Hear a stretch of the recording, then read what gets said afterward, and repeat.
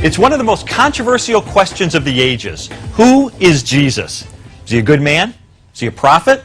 Or is he, as Christians believe, actually divine?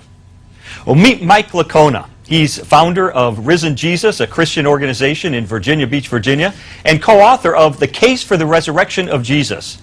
And here's Shabir Ali. He's founder of the Islamic Information Center in Toronto, Canada, and author of the book, Is Jesus God? The Bible Says No.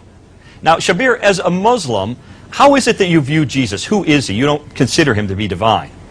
I consider him to be the prophet and Messiah of God, born of the Virgin Mary. He performed many miraculous deeds. God raised him miraculously, and we expect his supernatural return.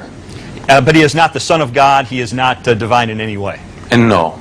Okay, Michael, now you're making the affirmative claim that Jesus is indeed divine. Now, that's an easy claim to make, but what evidence do you have that he believed that and that he proved it to be true?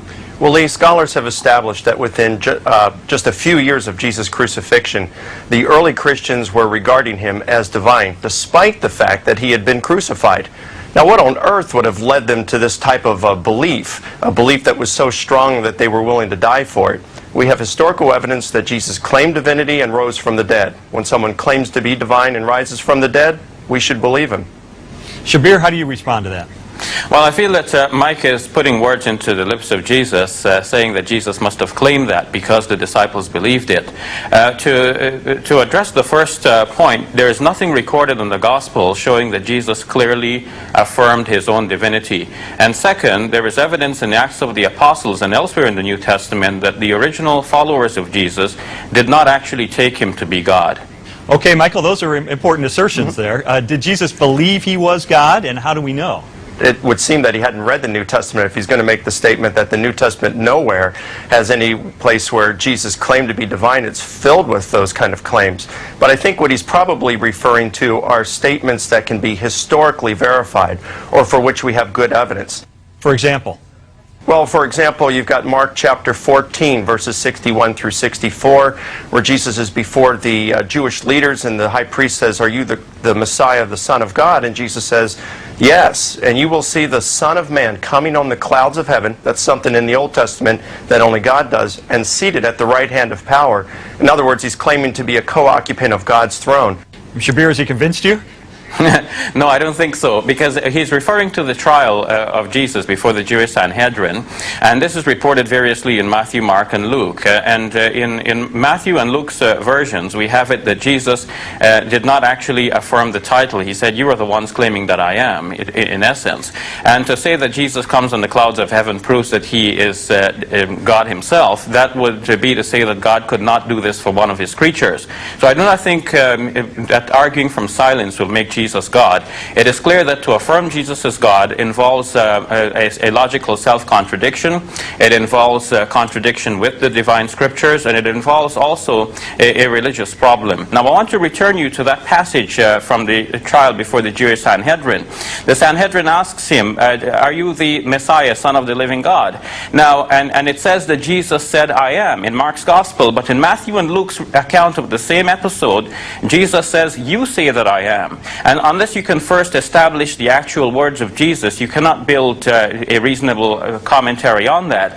Now, it's okay, better but to Shabir, say what does he say right after that? "You say that I am." He says, "You will see the Son of Man coming on the clouds of heaven and seated at the right hand of power."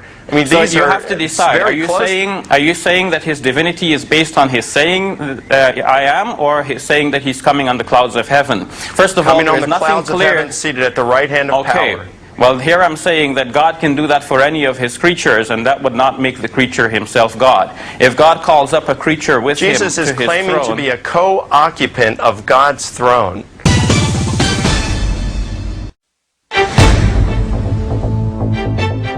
I believe Jesus is God. No, I don't believe Jesus is God. I believe there's a separate... I believe Jesus is the Son of God. I absolutely believe that Jesus is God. I don't think Jesus ever claimed to be God. I think probably he was sort of like a pop star.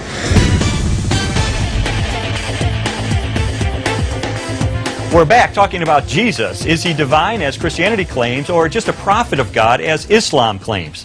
Now, Shabir, Mike's been referring to New Testament records that are much closer to the actual life of Jesus than the Quran, which Muhammad recorded some 600 years later. So why should we consider the Quran to be a better historical record when it's so much later than these New Testament accounts? Well, the Quran does not claim to be a better historical record. The Quran claims to reaffirm that teaching which is there in the earlier historical record, namely the Gospels themselves. And it calls upon the people of the Gospel to judge by what God has revealed in the Gospels. And when we look at the Gospels, we see that Jesus throughout was referring to himself as the Son of Man, which means a human being, that he had human limitations. He did not know everything. He said, of that day and hour no one knows, not even the Son, but the Father only. He said, I can of myself do nothing.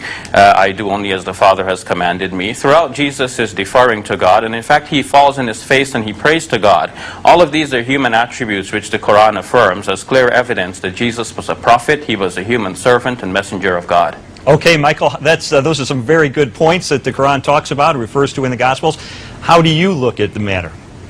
Well, it's how Christians have looked at it from the very beginning, that Jesus had two natures, a divine nature and a human nature. So simply, he had these limitations in his human nature while not in his divine nature. You must have it such that Jesus is completely God and completely man at the same time. That is like saying that something is a square circle. It cannot be both, because to be human means to have limitations. To be divine means to have none.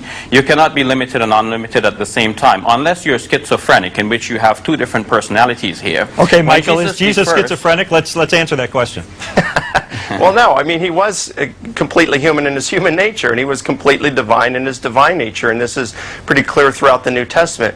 But when we come to the Quran, what we find is a Jesus that is quite different than what we find in the New Testament. It's a Jesus who comes out of the womb speaking and preaching. It's a Jesus who's part of a Trinity that includes the Father, Son, and Mary. It's a Jesus that we find in the Gnostic Gospel. I think you have misunderstood the Quran here, because the Quran does not say that Jesus is part of a Trinity that involves God, Mary, and Jesus. The Quran refutes the belief of those. Well, that might be a certain interpretation of it, but the Quran refutes the belief of those who claim this. But what the Quran shows clearly is that Jesus cannot be part of a Trinity, because no such thing as a Trinity exists. That God is one throughout the Old Testament and into the New Testament.